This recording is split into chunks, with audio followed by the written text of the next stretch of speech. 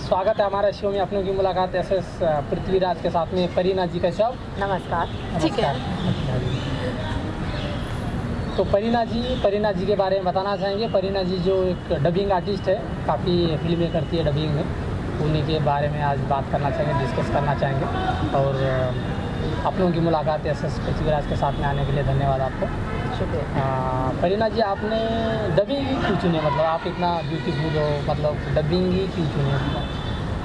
वैसे डबिंग, हाँ, सब यही मुझे पूछते हैं कि डबिंग ही क्यों? अच्छा, सब पूछते हैं क्या? सब पूछते मैं थोड़ा कॉपी नहीं करता हूँ ना, शायद मैं गलत हो गया। नहीं, आप सही है। हाँ। लेकिन हाँ, डबिंग ही क्यों? क्योंकि मुझे बिहाइंड द कैमरा रहना बहुत अच्छा लगता है। अच्छा।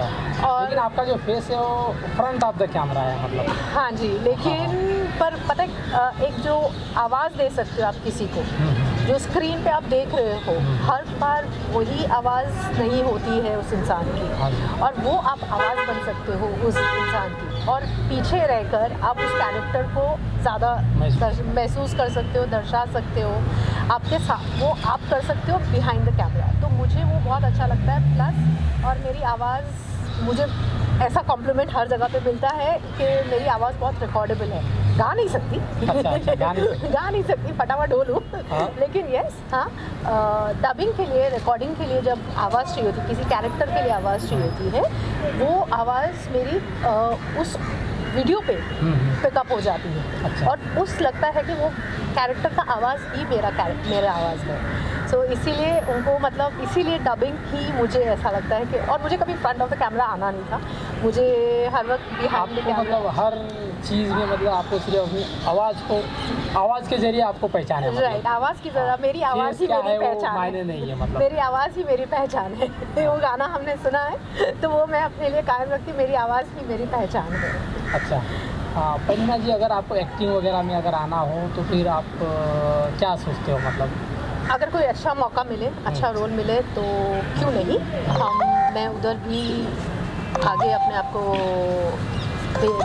जानना चाहूँगी उधर भी, क्योंकि मैंने एक्चुअली डबिंग के लिए भी और वॉइस मॉड्यूलेशन के लिए अपना कोर्स किया हुआ है, और एक्टिंग भी ज्वाइन की थी, क्लासेस ज्वाइन की थी मॉन्टेसरी क्लासेस के साथ, उनके साथ। तो उनके साथ भी मैंने उधर भी थोड़ा काम किया हुआ है। उनके प्रोजेक्ट्स हैं अभी जो उन लोग अपने स्टूडेंट्स के साथ बनाते हैं, तो वो यूट्यूब में उन्होंने थोड़े डाले हैं, अभी फ्यूचर में भी उन वो करने वाले हैं, तो उनके साथ भी मेरा आगे कोलैबोरेशन रहने वाला है।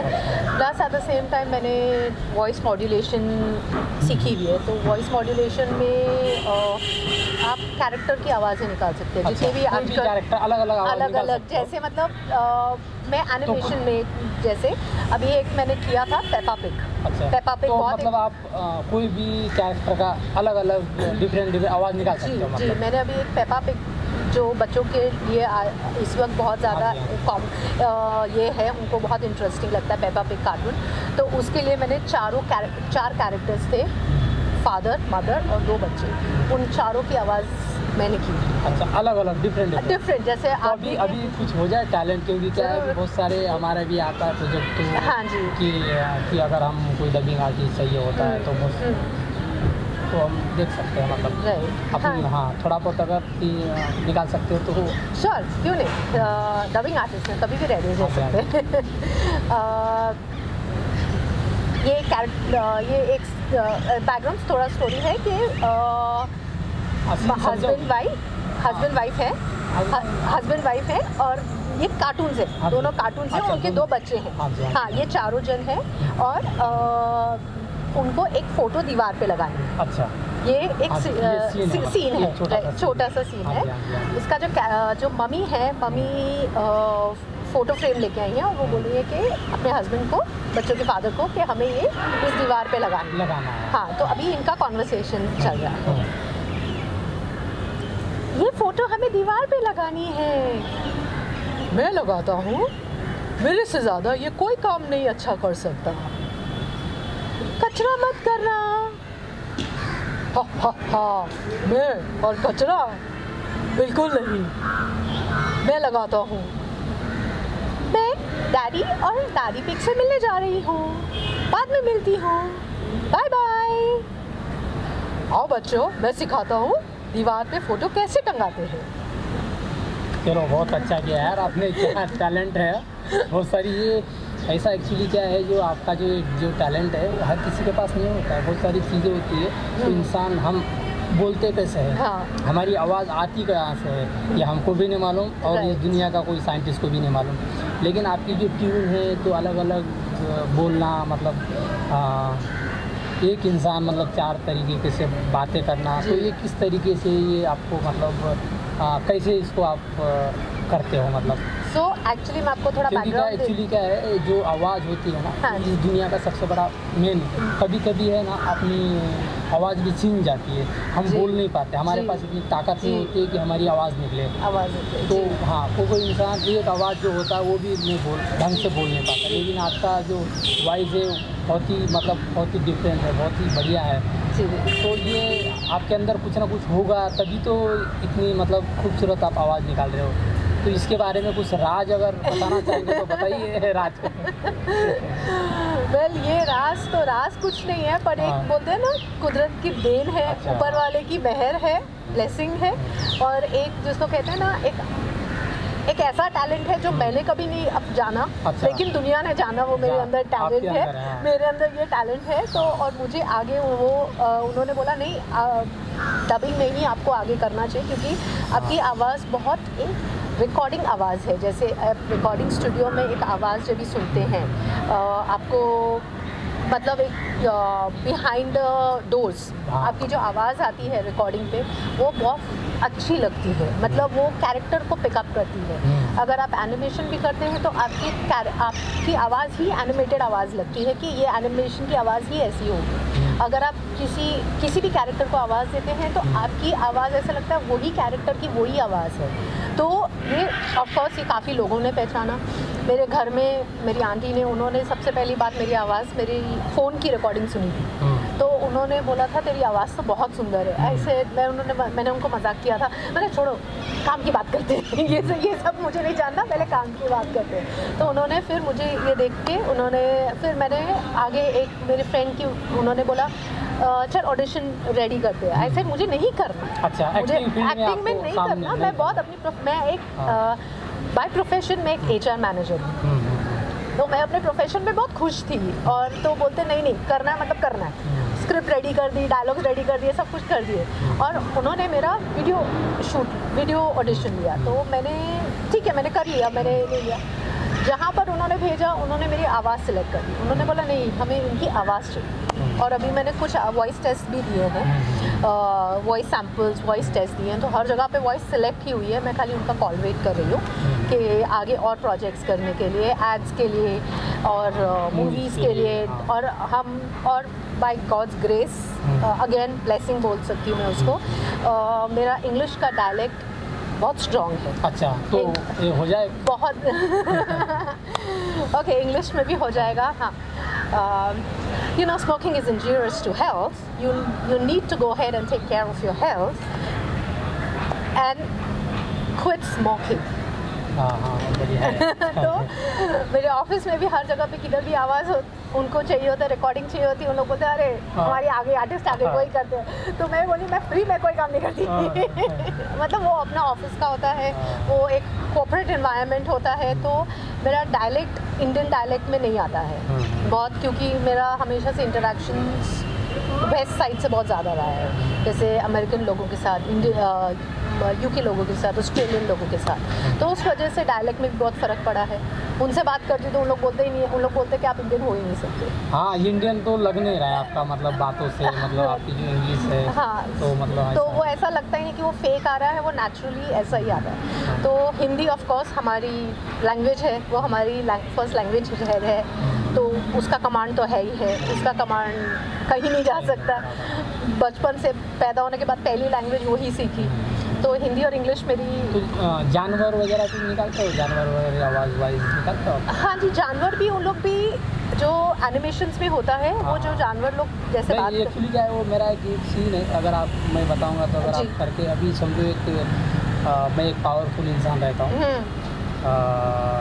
और मुझे मरमेड जो जलपरिया रहती है, हाँ जी, उससे मतलब ऐसा है कि जो इंसान होते हैं वो मच्छी मार के वो लेके जाते हैं इसमें। तो फिर मैं रोकता हूँ, फिर वो एक इंसान ऐसा गर्दन पकड़ता है, तो मेरे पास पावर होता है मतलब जैसे वो मेरा गर्दन पकड़ता है वो जल के राख हो जाता है मतलब। हाँ, तो उसके बाद फिर ऑक्टोपस आता है। फिर वहाँ पे जानवर जो पानी के अंदर रहने वाले जो जानवर वगैरह आते हैं, तो फिर ऐसा है। तो वहाँ पे 1-2-3 डायलॉग्स वगैरह है मतलब क्या क्या तुमने इसको मार दिए, क्योंकि हमको मारने का अधिकार इनको कौन दिया मतलब। तो हमको मारने का अधिकार इनको कौन दिया है? हमको मारने का अधिकार इनको किसने दिया? किसने दिया? इनको किसने दिया? हाँ, हमको मारने का अधिकार इनको किसने दिया? हाँ, आई थिंक जो अगर आप एनिमेशन में बात करेंगे तो जैसे आपने मोगली ऐसा कुछ जंगल किंग, लायन किंग वो सब देखा होगा, तो बगीरा वगैरह वो सब उनकी आवाज़ मतलब जो रहती है वो इस तरह की वगैरह तो वैसी आती। तो यस, मैं तो उधर से मैंने वो सब पिकअप किया हुआ है। अच्छा, हाँ। बहुत बढ़िया है और नेचुरल ट्रेनिंग है, काफ़ी टैलेंटेड हो आप। Thank you. और ये मतलब आपका बचपन से ही ऐसा कुछ वाइज निकालना है, क्योंकि हर इंसान के अंदर एक स्किल होता है, तो एक अलग अलग मूवमेंट होता है कि तो आपके अंदर ये ऐसा बचपन से या आपके अंदर कुछ खुद का जो टैलेंट को पहचानना वो सबसे बड़ी ये होता है मतलब जो इंसान खुद के टैलेंट को पहचान लिया, अगर वो उस पर काम किया तो फिर उसको कोई रोक नहीं सकता है। तो आपको खुद के टैलेंट को पहचानने में आपको कितना साल लगा और आप कब पहचाने मतलब? ऑनेस्टली मुझे तो पता भी नहीं था कि मुझ में ये टैलेंट है। अच्छा, नहीं ये कब पता चला आपको कि आपके अंदर ये तो कुछ साल पहले पता चला है। ये तो 2018 में ये चीज़ आई है। और एक्चुअली मेरी आवाज़ के लिए लोग पहले से ही बोल रहे थे कि आवाज़ तेरी बहुत अच्छी है, आवाज़ तेरी बहुत अच्छी है। और मुझे लेकिन आपने नोटिस नहीं किया? मैंने नोटिस नहीं किया, क्योंकि क्या होता था, आवाज़ अच्छी मतलब गा सकते। आवाज़ अच्छी का मतलब होता है आप गा सकते हो, उसी के लिए बात करते हैं, और मैं गा तो सकती नहीं हूँ। तो वो तो मैंने बोला नहीं ऐसा पॉसिबल ही नहीं है, ऐसा पॉसिबल ही नहीं। लेकिन जब हर किसी ने एक ही चीज़ बोली कि नहीं ये वो जो डब वाली आवाज़ होती है ना, जो मूवीज़ के अंदर आप साउथ इंडियन मूवीज़ देखेंगे तो वो जो हिंदी डब्ड होती है, या आप चाइनीज़ या कोरियन मूवीज़ देखेंगे जो इंग्लिश डब होती हैं, वो कैरेक्टर की आवाज़ तेरी आवाज़ है। और एनिमेशन, जब मैंने एनिमेशन किया तो उनको ऐसा लगा कि मतलब मुझे ऐसा लगा कि ओके मैं कर सकती हूँ, ये मेरी आवाज़ है। और आज भी मैं किसी को भी भेजती हूँ ना, बोलते बिलीव नहीं कर सकते कि तू चारों आवाज़ें एक साथ निकाल सकती है, एक सांस में निकाल सकती है। मैंने भी ऐसा ही हाँ, तो वो एक ही सांस में फिर वो बोलते हैं कि तो वो एक ऑटोमेटिकली जिसको बोलते हैं ना टैलेंट इनहेंस होता है। एक के बाद एक आप चीज़ करते रहो, टैलेंट इनहेंस होता है। तो दैट्स इट, वो टैलेंट इनहेंस हुआ। और तो आपको जिसने ये कहा आपको उसको बोले, थैंक यू बोले आपने? मुझे बहुत ज़्यादा आज तक मेरी सबसे पहली बात मेरी आंटी है। अच्छा। उन्होंने किया, मेरी मासी है, उन्होंने किया, तो उनको तो थैंक यू तो मैं सारी ज़िंदगी भी बोलूँगी तो कम पड़ेगा। मेरे जो फ्रेंड है, मेरी फैमिली फ्रेंड है, जिन्होंने मेरा फर्स्ट ऑडिशन लिया था, वो पता नहीं ऑडिशन तो किधर गया पता नहीं, लेकिन ये चीज़ बहुत बाहर आ गई। तो वो तो हमेशा से रहेंगे ही रहेंगे। और उसके बाद तो बस एक के बाद एक कनेक्शन लगते गए। और मैंने वॉइस मॉड्यूलेशन का ट्रेनिंग कोर्स भी कर लिया। भरत त्रिवानी जो है उनका ट्रेनिंग इंस्टीट्यूट है, तो वहाँ से मैंने अपनी वॉइस मॉड्यूलेशन भी कर दी। तो ये जो चीज़ है वो और इन्हांस हो गई। प्लस मैंने एक्टिंग क्लास भी ज्वाइन कर ली। एक्टिंग क्लास जिनसे मैंने सीखी है वो है मॉन्टेसरी क्लासेस हैं उनके, इधर अपना वीरा देसाई के इधर ही है, तो उनसे और वो सब सीख ली। तो जिसको बोलते हैं ना, और आवाज़ इन्हांस होती गई। और जैसे जैसे आप कहते हैं ना, डे बाय डे आपकी आवाज़ चेंज होती है, और थोड़ा आपको अपनी आवाज़ पे भी ध्यान देना होता है। जैसे आपने हमें यही लोगों ने कहा है कि लता मंगेशकर जी और आशा भोसले जी, उन्होंने आइसक्रीम छोड़ दी, उन्होंने ये सब आवाज़ का ध्यान रखते हैं। तो वो थोड़ा मैं भी ध्यान रख लेती हूँ आवाज़, क्योंकि आवाज़ है तो जहान है। तो यस, इसीलिए अभी आज मैं अभी ये हूँ। अभी देखिए टेस्ट दिए हैं, वॉइस सैम्पल्स भेजे हैं, वॉइस टेस्ट हो गए हैं कैरेक्टर्स के लिए। तो उन्होंने बोला कि भाई आप ही हो, तो बस वेट करें अभी। चलो, काफ़ी टैलेंटेड हो परीना जी, आप बहुत ही मल्टी टैलेंटेड हो, आपकी आवाज़ बेहतरीन है। Thank you. हम दुआ करेंगे कि आप ऐसे ही आगे अपना काम करते रहो। और हमारे शो में आने के लिए धन्यवाद। आप लोग की मुलाकात है पृथ्वीराज के साथ में। Thank you so much.